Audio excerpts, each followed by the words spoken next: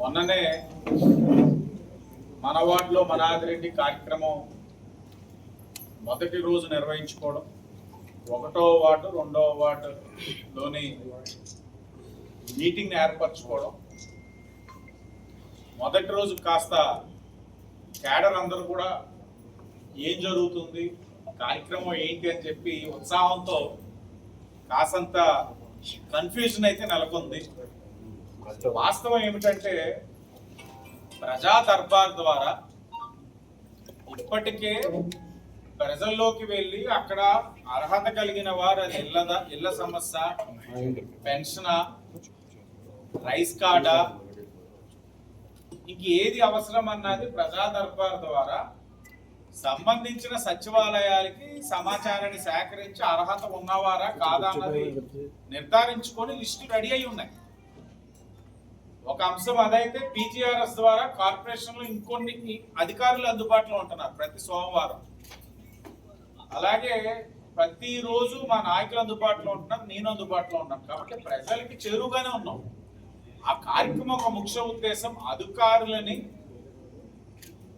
ప్రభుత్వంలో ఉన్న 3 పార్టీల ఒక నాయకులను అనుసంధానం చేయడం ఒక అంశం అయితే, రెండవ అంశం నాయకులతో ముఖాముఖి, 3వ అంశం నిద్రించి ఒక కార్యకర్త ఇంట్లో ఉదయాన్నే శానిటేషన్ పైన నీటి సమస్య ఎక్కడైనా ఉంటే దానిపైన డ్రైవ్ చేసుకుంటాం. మొదటి రోజు గొప్ప అనుభూతి. ఒక కార్యకర్త ఇంట్లో ఉన్నప్పుడు కార్యకర్తగా ఉన్న నా ఇంటికి వచ్చి మీరు నిద్రిస్తున్నారు అని మాట్లాడిన మాటలు, అలాగే వారి పాప బాగా చదువుకుంది పాప, ఆ అమ్మాయి నాకు ఇస్తున్న సూచనలు, యంగర్ జనరేషన్ ఒక ఆలోచన విధానం ఎలా ఉందన్నది వారితోటి మాట్లాడినప్పుడు వాళ్ళన్నీ చూస్తున్నారు. ఎవరు రియల్గా పనిచేస్తున్నారు, ఎవరు రీల్స్ వేస్తున్నారు, ప్రజాక్షేత్రంలో ఎవరు వింటున్నారు, ఎవరు వింటున్నట్లు నటిస్తున్నారు, యువతరం ఇంత చూస్తున్నారా అన్నది నాకు అర్థమైంది. ఆ కార్యక్రమాన్ని విజయవంతం చేయడానికి కృషి చేసిన తెలుగుదేశం, బీజేపీ, జనసేన నాయకులకు, కార్యకర్తలకు, పాల్గొన్న వారందరికీ నమస్కారం. అక్కడే పరిష్కరించగలిగాం. కొన్ని రోడ్స్ కానీ కల్వర్ట్స్ కానీ ఇవన్నీ ఉన్నాయి, డ్రైన్స్. నేను మీకు ఎప్పుడు కూడా అంటా ఉంటాను, ఆశ్చర్యం కలిగించే అంశం ఏంటంటే సుమారు ఇప్పటికి రోడ్స్ డ్రైన్స్ మీదే మొత్తంగా 300 కోట్లు ఈ నియోజకవర్గంలో ఇప్పుడు దాకా మనం అభివృద్ధి మీద ఖర్చు పెడితే రోడ్స్ డ్రైన్స్ సింహభాగం తీసుకుంది. దాంట్లో ఎంత చేసినా కూడా ఇంకా కనబడుతున్నాయి. మరి గత 5 సంవత్సరాలు వైసీపీ ప్రభుత్వంలో ఏం చేశారన్నది ఆలోచించుకోవాలి వారు కూడా. అది ప్రజలు చూశారు కాబట్టి, గమనించారు కాబట్టి మమ్మల్ని కోరుకున్నారు. వారు ఇంకా ఆ భ్రమలోనే ఉన్నారు. 1వ వార్డు 2వ వార్డు తిరుగుతూ ఉంటే ఇప్పటికే ఆ 2 వార్డుల్లో కలిపి 7 నుంచి 8 కోట్లు అభివృద్ధి కార్యక్రమాలు కొన్ని పూర్తి చేసుకున్నాం. కొన్ని పనులు నడుస్తుండగా కేవలం ఒక రాత్రి నిద్రించి ఉదయం నడుస్తున్న ఆ ఒక్క గంట వ్యవధిలో ఇప్పుడు మరలా 1.5 కోటి ప్రతిపాదనలు తీసుకెళ్తా ఉన్నాం. అన్ని చేయాల్సినవి. మరి గత 5 సంవత్సరాలు మీ అధికారంలో ఉన్నాం రాజమహేంద్రవరం ఇది అది అన్నారు, ఏమైంది? ఇది జస్ట్ ఉదాహరణ, ఇంకా ఇలాంటి చాలా ఉన్నాయి. సరే, ఆ కార్యక్రమం చరిత్రలోని శాసనసభ్యుడిగా నేనున్నానన్నది కాదు ఇక్కడ. ఈ 3 పార్టీలు కూడా రాజకీయంగా కొత్త ఒరవడికి శ్రీకారం చుడుతుందన్న విషయాన్ని గమనించాలి. అర్బన్ ప్రాంతంలో ఒక కార్యకర్త ఇంటిలో, అది కూడా బలహీన వర్గానికి సంబంధించిన వ్యక్తికి, ఒక ఎస్సీ సామాజిక వర్గం సంబంధించిన వ్యక్తి ఇంట్లో నిద్రించి కుటుంబంతో ముచ్చటించి వాళ్ళతో చర్చించి ప్రాంతంలో సమస్యలు అవగాహన చేసుకుని ముందుకెళ్తున్న రీతి ఇది నేననే కాదు, బహుశా రేపు ఇంకోలు మొదలు పెట్టచ్చేమో. ఇది చూసి తిరుగుతారు కదా వెనకాలే, ఏమో ఇదేదో మైలేజ్ వచ్చేస్తుంది మేము మొదలు పెడతాం. చెయ్యండి, ఎవరి ఓపిక వారిది. ఎవరు చేసినా అందరిది ఒకటే ఎజెండా, ప్రజలకి మనం మేలు చేసామా లేదా. ఈ ప్రోగ్రామ్ చేయడం వల్ల మన పర్సనల్ ఇమేజ్లు జాకీలు పెట్టి లిఫ్ట్ చేసుకోక్కర్లా. మాకైతే దానికోసం అయితే ఈ కార్యక్రమం చెయ్యట్లా, పబ్లిసిటీ కోరైతే ఈ కార్యక్రమం చెయ్యట్లా. కార్యకర్తలకి మరింత చేరువ అవ్వాలి, ప్రజల యొక్క సమస్యలు బాగా అవగాహన చేసుకోవాలి అన్న ఆలోచనతో ఈ కార్యక్రమంతో ప్రజల్లోకి వెళ్తా ఉన్నాం. సరే, రాజమండ్రి అన్నది ఒక ఆధ్యాత్మిక వైభవం కలిగిన ప్రదేశం. మనందరికీ కూడా తెలుసు, ఇది ఒక ఆధ్యాత్మిక కేంద్రం, సంస్కృతి సాంప్రదాయాలకి నిలయం. దేవుడు గుడులకు కానీ దేవాలయాలు కానీ భక్తులు కానీ ఎంతటి ప్రాధాన్యత కూటమి ప్రభుత్వం ఇస్తుందన్నది ఫేజ్ 1 ఎండోమెంట్ శాంక్షన్ ఏదైతే ఒక శాసనసభ్యుడిగా నేను తీసుకొచ్చింది 9,10,00,000 అన్న విషయం మీ అందరికీ కూడా తెలియజేస్తాను. పుష్కరాలకి ఏం చేస్తున్నారన్న వారు ఈ ఎండోమెంట్ శాఖ ద్వారా ఫేజ్ 1 9,10,00,000 తీసుకొచ్చాం. 9,10,00,000లోనే 9,10,00,000కు టెండర్ అయిపోయినాయి, పనులు కూడా ప్రారంభం అయిపోయినాయి. మీరు వెళ్ళి చూడవచ్చు, అడుగుతున్న వాళ్ళు కూడా వెళ్ళి చూసుకోవచ్చు. గతంలో మీరు చూడండి, 9,10,00,000 చేసాము అని అంటే ఏదో పుష్కరాలు వచ్చినాయి కాబట్టి ఏదో చెయ్యాలని కాదు. ఇవన్నీ కూడా అక్కడ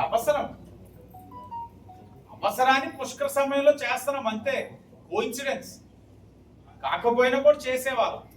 కానీ వైసీపీ ప్రభుత్వంలో ఒక్కటంటే ₹1 ఖర్చు పెట్టారా? ఎందుకు దేవాలయాన్ని గాలికి వదిలేశారు మీరు? ఆఖరికి మార్కండేయ స్వామికి దేవాలయంలోని ధ్వజస్తంభాన్ని కూడా మీరు ఎందుకంత శిథిలావస్థ పరిస్థితుల్లో వైసీపీలో వదిలేశారు? మేము కాదా మళ్ళా దాన్ని పునఃప్రారంభించుకున్నాం. మరో 100 సంవత్సరాల పైన నిలబడే విధంగా చరిత్రలో మేము భాగ్యస్వాములు కాలేదా? మీరెందుకు చేయలేకపోయారు? ఎందుకు మీకు ఆ చిత్తశుద్ధి లేదు? వైసీపీ వాళ్ళు దేవాలయాల మీద మీకు ఏదైనా కక్ష ఉందా? పైపెచ్చు దేవాదాయ శాఖ నుంచి ఖర్చు పెట్టాల్సిన నిధులు మీరు దారి మళ్లించేసి ఆ యొక్క విశ్వాసం నమ్మకం కలిగిన భక్తులకు మనోభావాలు దెబ్బతీశారు. మీరు ఈరోజు మేము మొదటి ఫేజ్ లో 9,10,00,000 తేవడంతో పాటు గౌరవ మంత్రి గారు వచ్చారు. మీరందరికీ గుర్తే ఉండి ఆనం రామనారాయణ రెడ్డి గారు వచ్చినప్పుడు ఆయన చేతుల మీద 9,10,00,000 టెండర్లు ఓపెన్ చేసుకున్నాం, పనులు ప్రారంభించుకున్న తరుణంలో ఇంకా మా ఎండోమెంట్స్ ఏదైతే కమిటీ చైర్మన్లు ఉన్నారో, డైరెక్టర్లు ఉన్నారో వాళ్ళు ప్రతిపాదనలు ఇచ్చారు. ఇంకా మనం చెయ్యాలి, భక్తులు మన దగ్గర నుంచి ఆశిస్తున్నారు, కూటమి పైన విశ్వాసం పెరిగింది.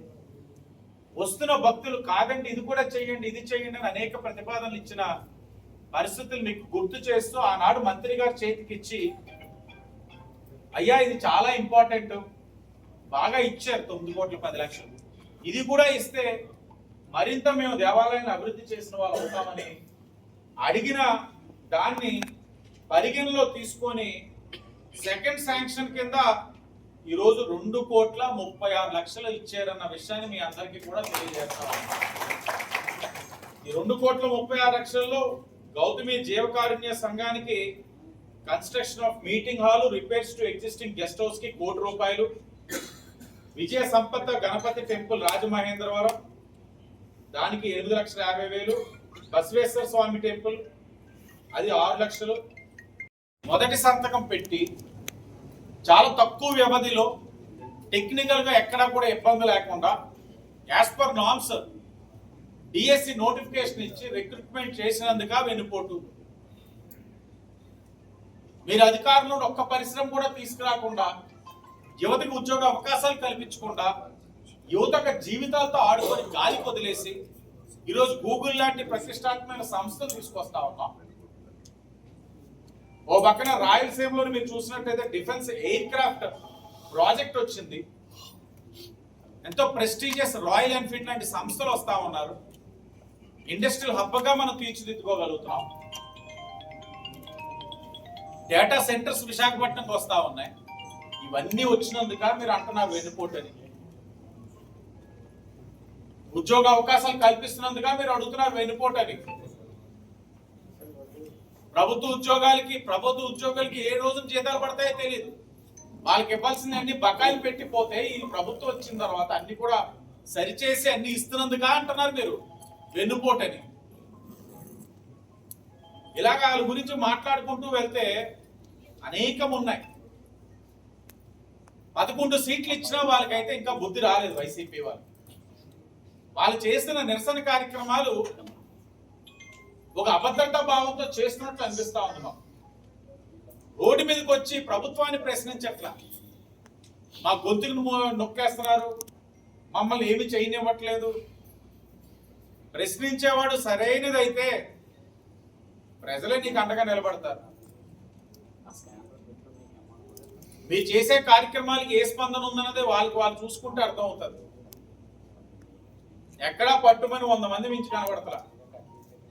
సరే, వాళ్ళకి అర్థం అవుతాం. ఏం మాట్లాడతారు అసలు? ఈ రాజమండ్రి చూడండి, దేనికి వెనుకోటు 2 సంవత్సరాలు. రివర్ ఫ్రంట్ మొదలు పెట్టినందుక, 52 కోట్లతోటి మల్టీపర్పస్ స్పోర్ట్స్ కాంప్లెక్స్ మొదలు పెట్టినందుక, అఖండ గోదావరి పనులు మొదలైనందుక, సిఎస్ఆర్ నిధులు ఎప్పుడు లేని నియోజకవర్గంలో 7 కోట్లు తెచ్చినందుక, లేకపోతే సీఎం రిలీఫ్ ఫండ్ 6 కోట్లు ఇప్పటికి తీసుకొచ్చి 5 సంవత్సరాలు వైసీపీ వాళ్ళు ₹1 కూడా తీసుకురానందుక, లేకపోతే మొన్ననే ఫ్లైట్ ట్రైనింగ్ ఆర్గనైజేషన్ 100 కోట్లు ఒక సంస్థ వచ్చింది, మరొక సంస్థ కూడా మొదలు పెడితే 200 కోట్లు పెట్టుబడులు తెచ్చినందుక, దేనికోసం?